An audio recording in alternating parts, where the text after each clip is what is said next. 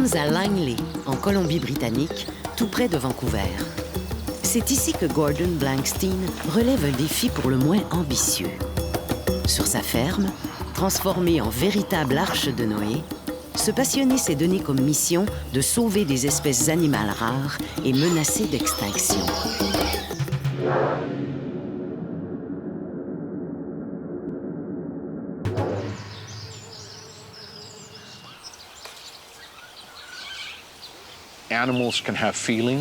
Les animaux pensent et ont des émotions intenses, et j'ai appris à les respecter. J'ai aussi pu constater qu'ils nous comprennent. Quand on leur parle, ils reconnaissent leur nom et nous font confiance. Ils m'ont montré que l'amour et la passion sont nécessaires pour faire ce métier.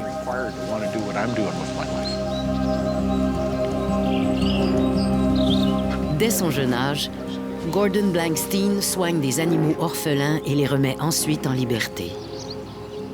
Aujourd'hui, ce philanthrope élève sur sa ferme une cinquantaine d'espèces animales parmi les plus rares du monde, afin qu'un jour, ces animaux puissent retourner dans leur pays d'origine. Gordon sollicite l'implication des jardins zoologiques du monde entier, qui lui envoient les précieux pensionnaires. Une des premières espèces en danger critique d'extinction qu'il accueille sur sa ferme en 1987 est un adax. Il ne reste plus à l'état sauvage qu'une centaine d'individus disséminés en petits groupes au nord de l'Afrique. Au début, Gordon se demande si ces animaux habitués à un climat chaud résisteront aux hivers canadiens. Et surtout, il s'inquiète quant à leur éventuel retour dans leur pays.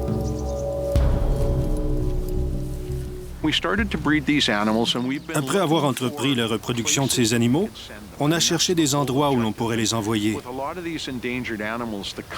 Les pays d'où proviennent plusieurs de ces espèces en voie de disparition ne sont pas toujours en mesure de les reprendre.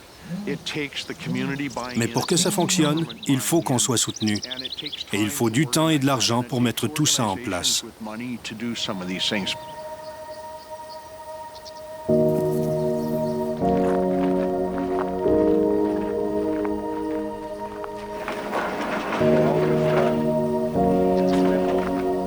Une des espèces favorites de Gordon est le tapir de Malaisie. Cet animal vit dans le sud-est de l'Asie, principalement dans les forêts tropicales humides et les marécages.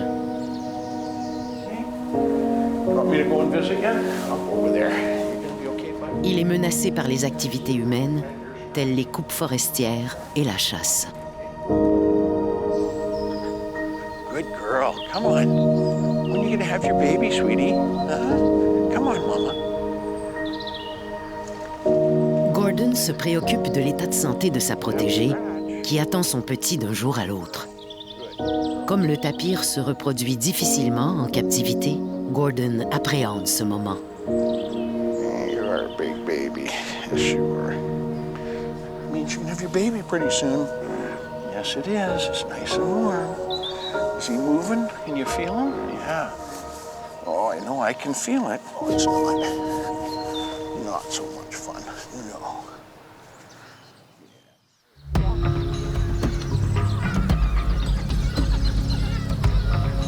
Qu'il soit omnivore, herbivore ou carnivore, chaque animal requiert des soins propres à sa condition et à son rang dans la chaîne alimentaire.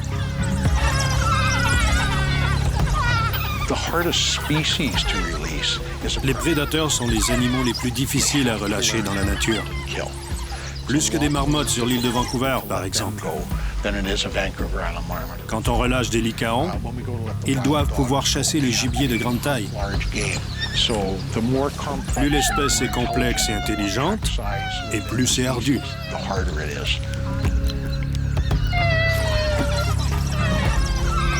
Relâcher les animaux dans la nature peut s'avérer complexe.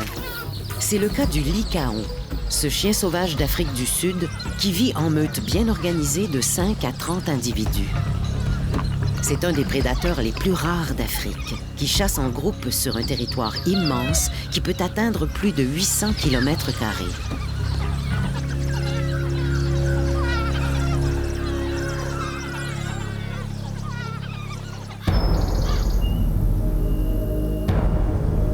Souvent, ce sont les habitudes de vie de l'animal qui rendent le travail laborieux. C'est ce qui se passe avec la marmotte de l'île de Vancouver, dont quelques spécimens sont hébergés au centre. Cette espèce de marmotte est menacée d'extinction. En 2002, on ne recensait qu'une vingtaine d'individus dispersés sur leur territoire naturel.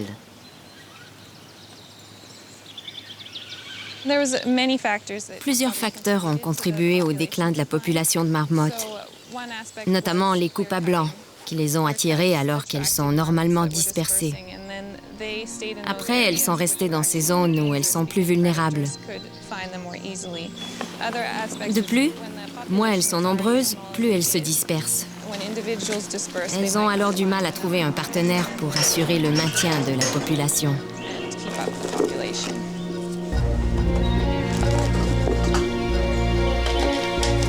La seule façon de sauver cette espèce rare consiste à capturer quelques individus et à les élever en captivité afin de les réintroduire ensuite dans la nature. Pour Gordon et son équipe, le projet de réintroduction de la marmotte de Vancouver représente un défi de taille. Étant donné la rareté de l'espèce, chaque marmotte est d'autant plus précieuse. Plusieurs questions se posent. Comment vont réagir les marmottes en captivité? Vont-elles facilement se reproduire? Des questions qui restent pour le moment sans réponse.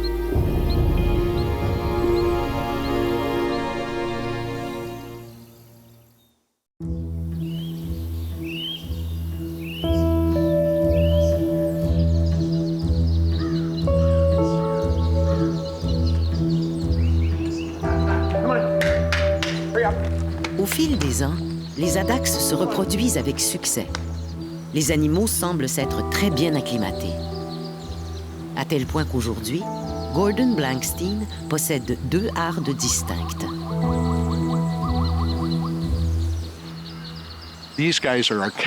Ces bêtes sont le matériel génétique qu'on utilise pour la reproduction.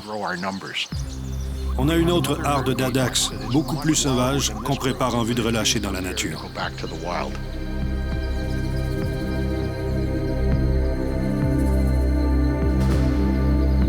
Bientôt, la harde de addax élevée en enclos isolés partira pour l'Afrique.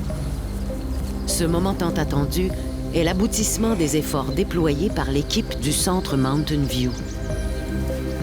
Mais il reste encore tellement d'incertitudes. Il faut préparer l'accueil des addax en Afrique.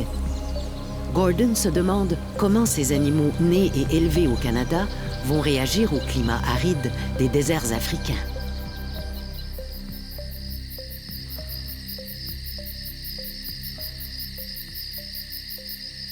Dans la nature, les naissances surviennent surtout la nuit.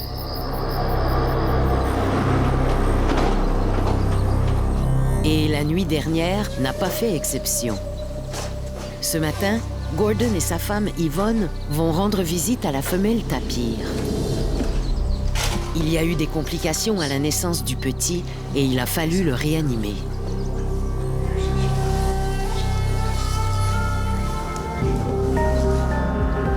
Pour Gordon, chaque naissance est un moment intense à cause de la situation des animaux et du temps qui joue contre ces espèces en difficulté.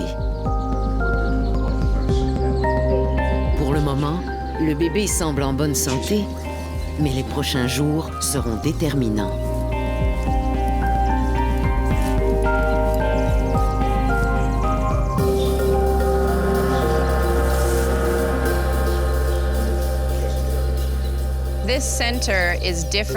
Ce centre est différent des autres, en ce sens qu'on y fait le nécessaire pour relâcher les animaux dans la nature.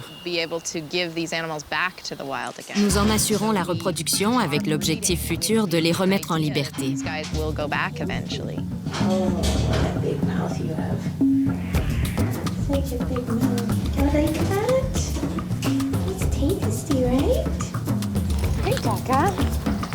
Tous les jours, René Bompus fait sa tournée afin de vérifier l'état de santé des animaux et leur donner toute l'attention dont ils ont besoin pour leur développement et leur bien-être.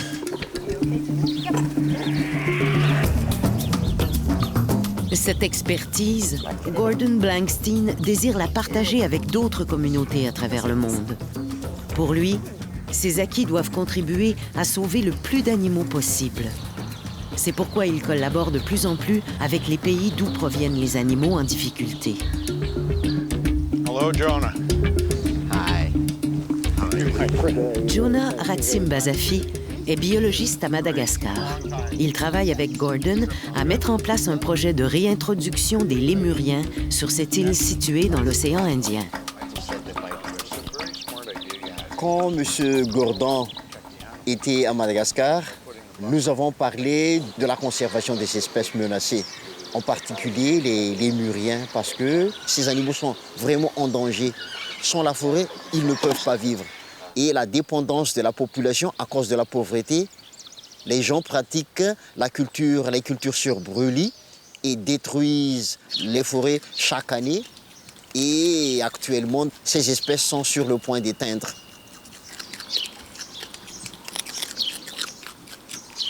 Le vari rouge, c'est une espèce critiquement en danger. Il vit en famille, en groupe de 5 à 6 individus, et à chaque portée, il donne des jumeaux. On retrouve plus de 90 espèces de lémuriens sur l'île de Madagascar. L'isolement de l'île a toujours favorisé leur protection, mais ce n'est plus le cas aujourd'hui. La déforestation rapide met en danger ces espèces vulnérables. Le projet de Jonah est basé sur la conservation et le développement d'une économie verte. Mais cette aventure audacieuse pourra-t-elle se concrétiser?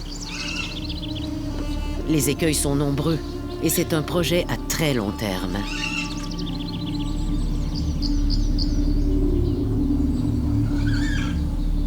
On peut bien aider les gens tout en sauvant les lémuriens, la biodiversité.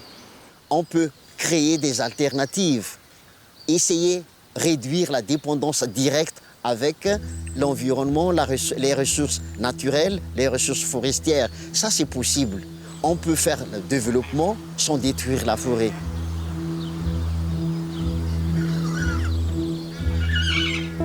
Pour Gordon Blankstein, l'étape la plus délicate dans un programme de réintroduction est celle qui succède à la mise en liberté. Plusieurs années de travail peuvent être anéanties en quelques mois à peine. C'est d'ailleurs la principale préoccupation face au projet de réintroduction des marmottes de l'île de Vancouver. L'équipe de Gordon a aménagé un enclos pour les marmottes qui reproduit les conditions que l'on retrouve en milieu naturel. Il faut que les marmottes puissent creuser et mettre au monde leurs petits dans un terrier.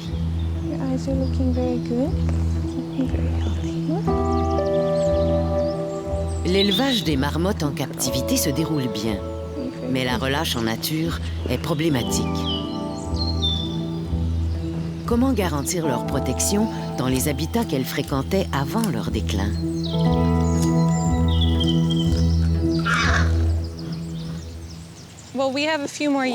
Il nous reste encore quelques années de travail, mais tout va très bien. Les marmottes se reproduisent facilement en captivité. Il nous reste maintenant à nous assurer que la population se reproduira d'elle-même en milieu naturel.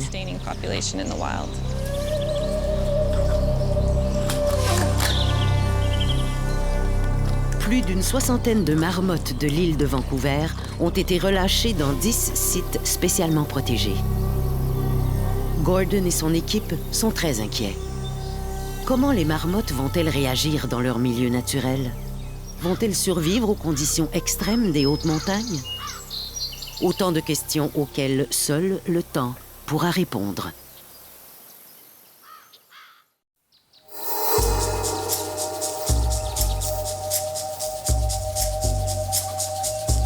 Avec les années, les projets entrepris par Gordon Blankstein ont changé sa vision de son travail.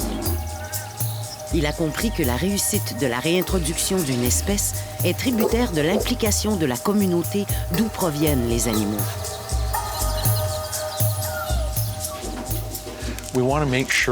On s'assure que notre projet sera soutenu. On n'essaiera pas de sauver telle ou telle espèce si le reste du monde souhaite qu'elle soit exterminée. On commence donc par s'assurer qu'on sera soutenu par les gouvernements, que ce soit ici au Canada ou à l'étranger. Une fois qu'on a obtenu ça, on s'engage à plein dans le projet.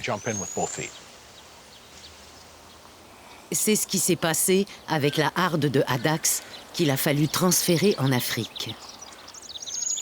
Permis de transport, autorisation, différences culturelles, déplacements outre-mer sur des milliers de kilomètres, autant de difficultés à surmonter. Mais heureusement, les efforts ont été couronnés de succès. Un parc de conservation, géré par les gens du pays, a été spécialement créé pour le troupeau.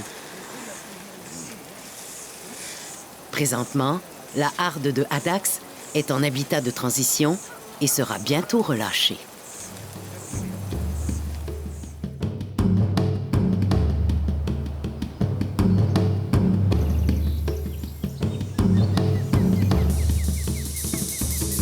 Le moment est venu de rendre visite aux marmottes relâchées l'été dernier dans la réserve écologique de Haley Lake. Vince Bear et Margaret Sands se rendent sur le terrain, accompagnés des partenaires du projet, Don Doyle, biologiste du ministère de l'Environnement provincial, et Vicki Jackson, directrice de Marmot Recovery Foundation.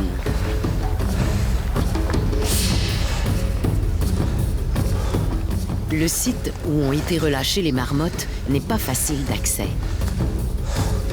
L'équipe amorce une longue et pénible marche dans des sentiers à flanc de montagne.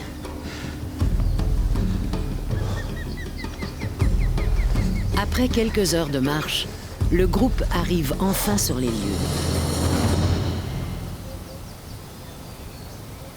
L'endroit semble plutôt désert. Les nouvelles colonies n'ont peut-être pas survécu à l'hiver rigoureux qui sévit dans les montagnes de l'île de Vancouver. Avant de relâcher les marmottes, l'équipe a installé des émetteurs sous-cutanés sur chacune d'elles. On devrait donc pouvoir les retrouver plus facilement.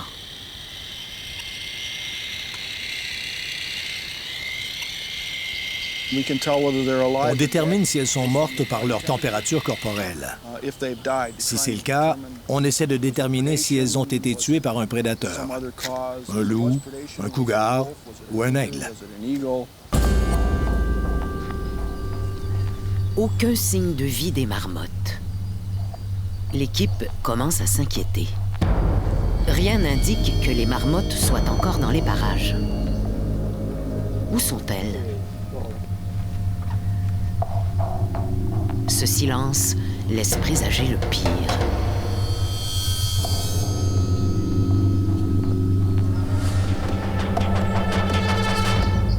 Don semble avoir vu quelque chose. Straight ahead of you, just on the edge of the green, you look to the far green. The little rock's right at the base, there's a marmot sitting on it. C'est un soulagement. Ils ont enfin repéré une de leurs protégées sur un rocher. Non seulement la marmotte semble bien se porter, mais on aperçoit aussi des nouveau-nés du printemps.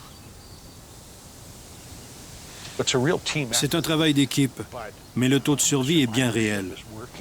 Si vous étiez un bébé marmotte dans la nature, vous auriez moins de 60% de chances de survivre. On a des taux équivalents dans notre population de marmottes. C'est donc très encourageant. Ça signifie qu'on fait du bon travail.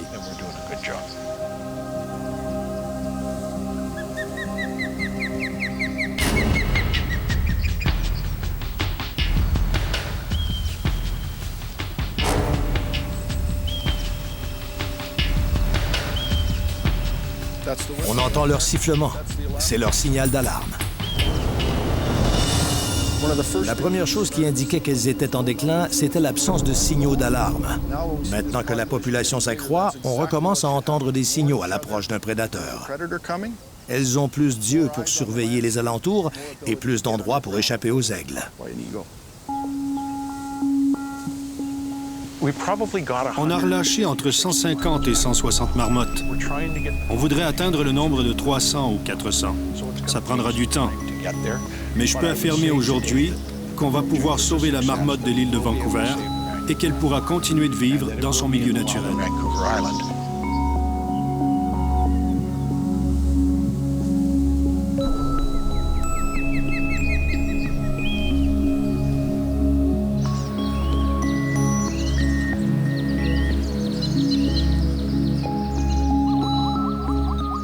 Depuis qu'il a entrepris ce projet de vie, Gordon Blankstein a pris conscience plus que jamais de l'urgence d'agir. Si rien n'est fait d'ici une quinzaine d'années, une espèce animale sur 4 aura disparu de la planète.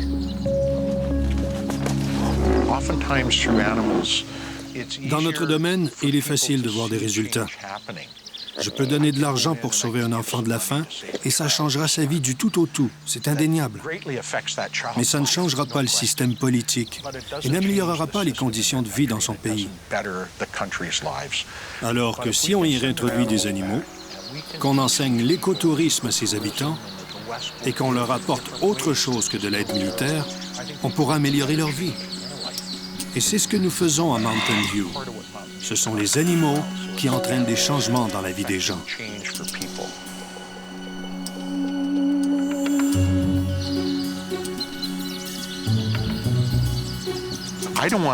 Je ne veux pas vivre dans un monde où il n'y a que des humains. Je veux un monde où il y a toutes sortes de créatures.